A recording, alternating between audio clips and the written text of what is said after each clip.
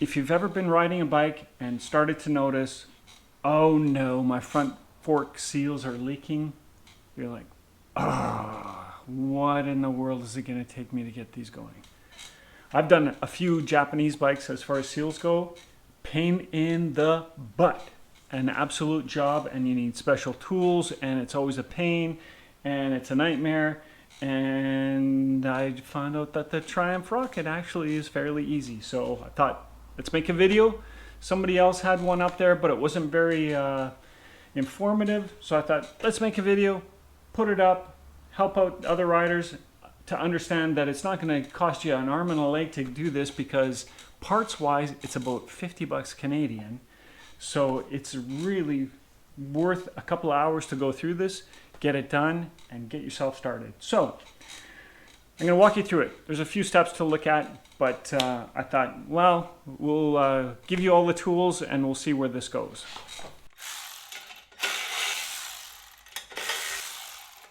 First, if you've ever looked at this before, you may have thought, well, I think they're just dirty and just need to be cleaned out. You're probably right. And in many cases, I think I could have done this with other bikes where it wouldn't have been a problem if I would have cleaned it. So I don't know if you've ever seen this tool before, but I picked it up off of Amazon. Invaluable. It works really well. So here's the principle.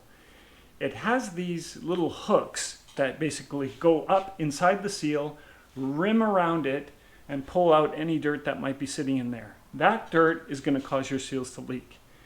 Now, on my bike, I tried this, it didn't help, so it's probably original seals. This is a 2008 Classic. I thought, well, I may as well just replace the seals, not go any further, and then I don't have to worry about this. Because you can imagine, as soon as oil starts to leak out, you've got an issue. It gets all over your rotors, gets into the pads, does not help your stopping power one little bit.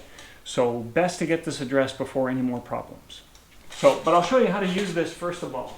First thing that you need to do, remove that chrome protector so that it's not in your way. Pop down this dust cap first, just to get it out of your way. Slide this over the fork. Ram that plastic right up in there, and you can feel it seat right in there. And then you turn it around the entire circumference. And as you do it, you'll have a little bit of leakage come out because it does separate that inner tube from the seal itself, so some oil will come out. And you'll notice a bunch of dirt come out if there's a bunch of dirt in there. Works really good for, especially for motocross bikes when you're in the dirt a lot. Good tool to have if you ever need one. There's a couple of different variations. This one's a little bit easier than, there's one where it's just a piece of plastic that you rim around, but I like this one. Couple of steps that go with this in order to get everything going. So we're gonna go step by step. Step one that you're gonna need to do, raise your bike off of the ground so that your front wheel is off, because we're gonna have to remove this wheel and we're gonna leave our forks on and in place, as this is the easiest way to do it. So you'll notice when we go through it that it'll be much more simple than you expected. We're gonna take off a couple of bits and pieces. We're gonna take off our fender, raised off the ground. I've just got it sitting on a couple of car jack stands. Gets it off the air, easy enough to work on. Next step that we're gonna do is we're gonna take off the other chrome piece for the protector, and we're gonna take off the fender.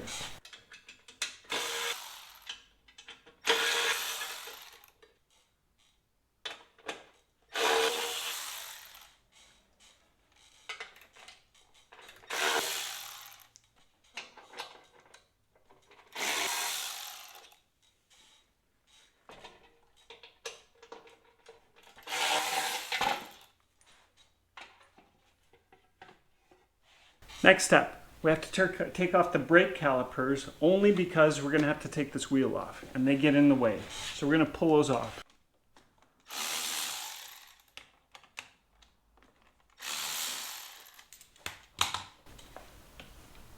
Slide that off. I let them hang. People are going to tell you, oh, make sure and prop those up because you never know what it's going to do with the brake lines. Yeah, in a car with a big heavy caliper, sure.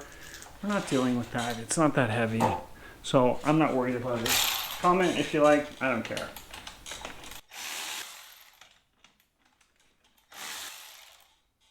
Next, we got to take off the front wheel. If you don't have this tool, it usually comes in the actual Triumph toolkit.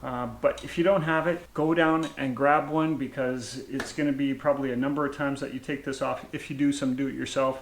And it's inexpensive. It's a large Allen key. It's not expensive, not a specialty tool, easy to find at any hardware store. Axle can come out. While you're doing that, you also have to loosen these two Allen head bolts just so that you can pull that axle out. So you need to know that. We're just gonna prop this up on a wheel chock, keep it out of our way, keep it from tipping over and scratching. Next is, there's another Allen bolt that's inside here that we need to remove. This attaches to the spring assembly. Without knowing that it's actually there, you'd be hard pressed to figure out how to get this done in the first place. When you do this, as soon as you loosen it, it's going to start leaking oil. Make sure that you've got something to catch everything right there. You can see right away, this wants to just come all the way out, and this is part of the reason why we need to put the bike up as well, because we need that distance in order to get it fully out and get it out of our way. So next step, we're going to remove the handlebars, and I'll show you why.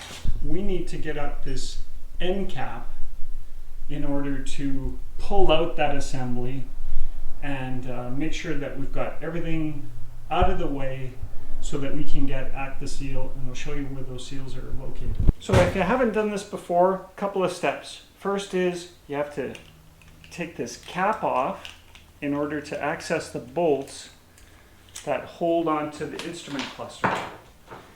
These, I believe, are about an 8 mil.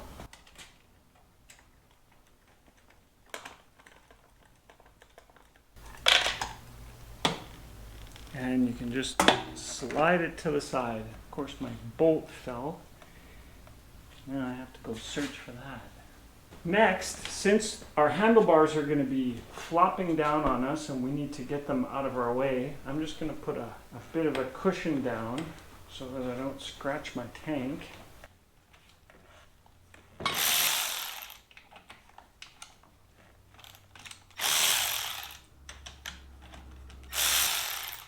This has to come fully off, as you probably can see.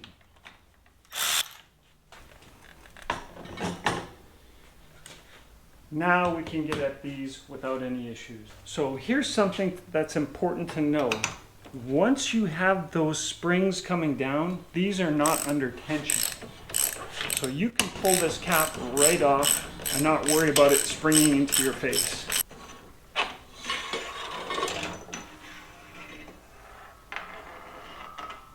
Now, I've already drained my oil out of this. But just so that you know, this is going to be really sloppy. There's going to be some oil sitting around here. I'm going to do the same with the other side. And I can undo my end cap.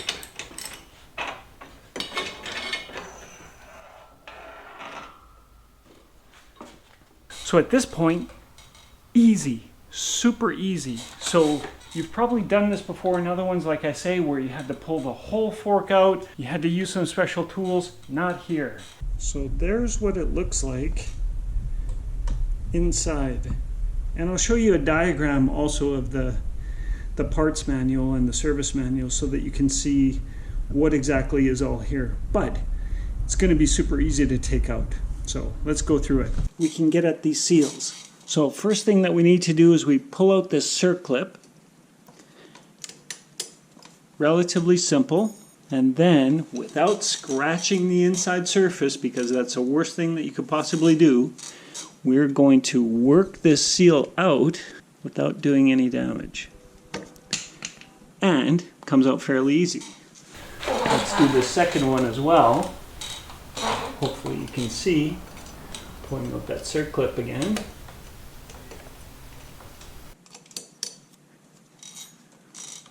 Working the seal all the way out. These are pretty hard. What you'll see behind that is a washer. This washer, I've had conflicted. You look at diagrams and sometimes it shows this, sometimes it doesn't, but this washer goes in before you put in the new seals. Next thing we do, grab our new seals, our handy dandy Triumph.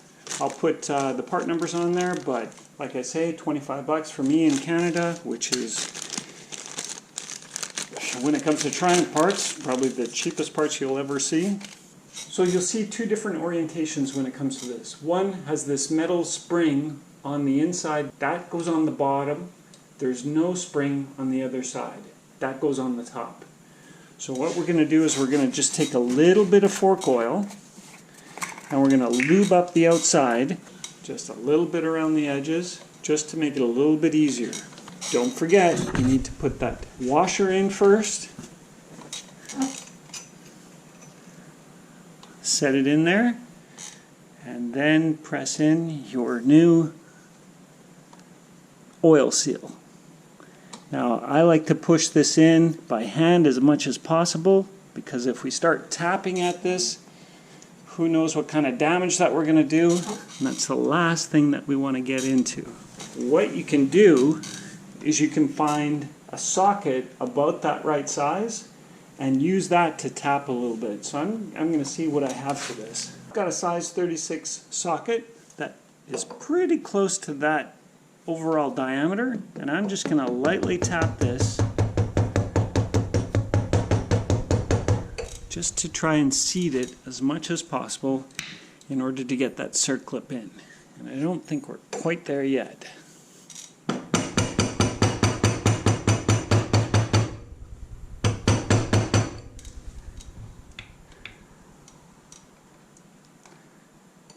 Good. Circlip can go in. Make sure it's seated all the way around, and we can move on to our second one. Same process.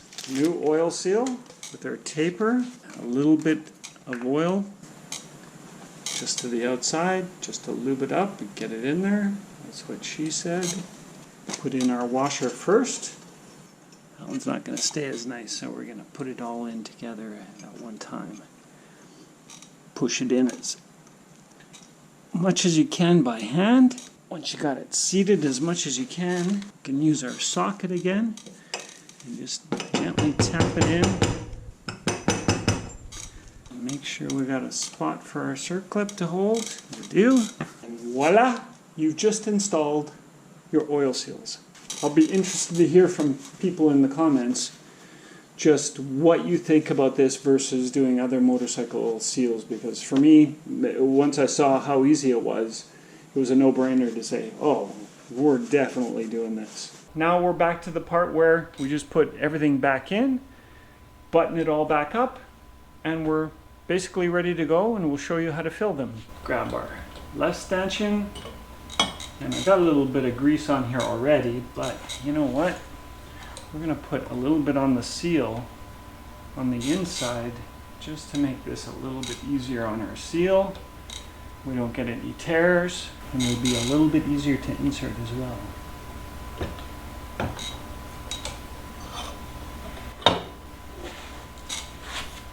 While it's there, we're just going to go in our assembly for our springs. And we can screw that Allen bolt back into the assembly.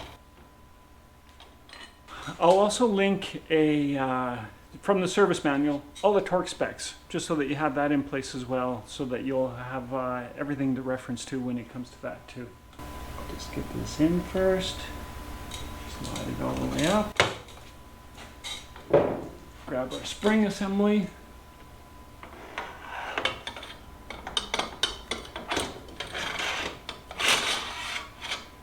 start to screw in our Allen bolt again.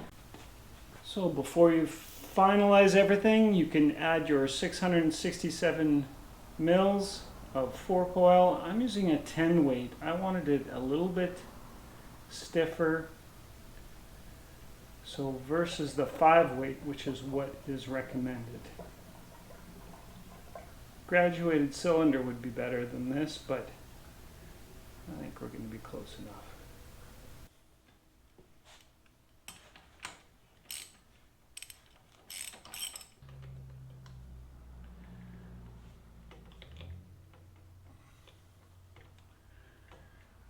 Next we can put our dust seals back in. Just slide in, press fit, and we can get our wheel back on. Use this time to take a look at your axle. I like to re-grease it, wipe it clean, because often it'll get all rusty. I use that Honda lube, I forget what it's called, but it's great stuff for assembly, like drive shafts and things like that. And we're just going to start feeding in our axle, keeping everything together. Feed this up in place and start tightening it down.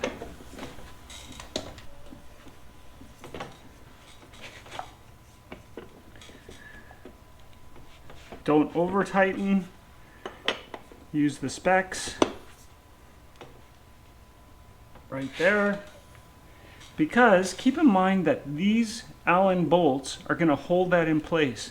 It doesn't need to be over tightened. You want to make sure that it's free enough to wheel, but tight enough that you don't have any slop in there.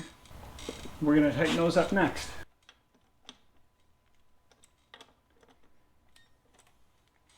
Next, we can put on our calipers.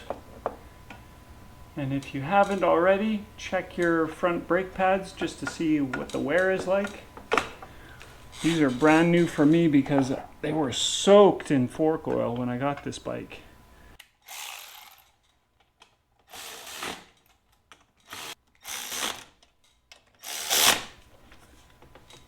Click. Click.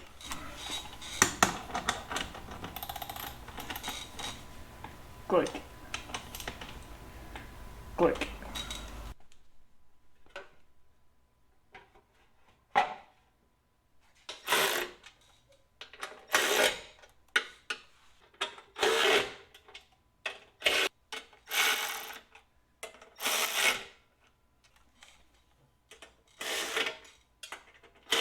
Okay, final step is just to button up the handlebars and go for a ride.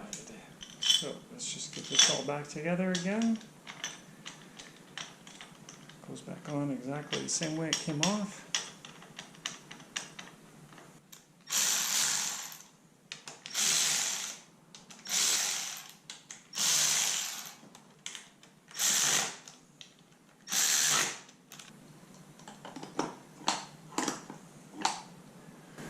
Oh yeah, I forgot where that bolt went to. Dang it. Found it, finally. Only had to remove the tank, no big deal, right? Has to be in the worst possible spot. Why would it be easy?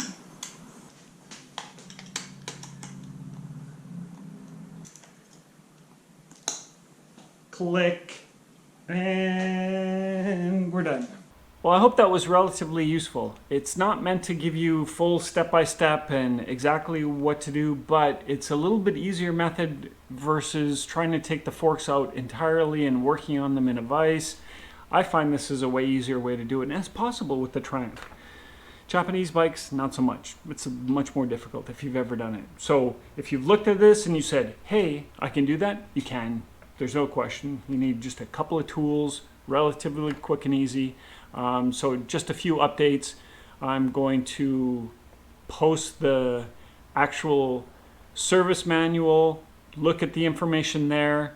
It's got some good details when it comes to specs as far as torque for the various connectors, what you need to do for that. I'll also put up a link here where you can also see what the part number is. Easy enough to order. Like I say, it's relatively cheap. Where I am, it's 25 bucks each, so this is a total of 50 bucks. The more expensive is the oil itself, which is around 25 bucks a liter for myself. You need 667 mils per fork, so you need to buy 2 bottles.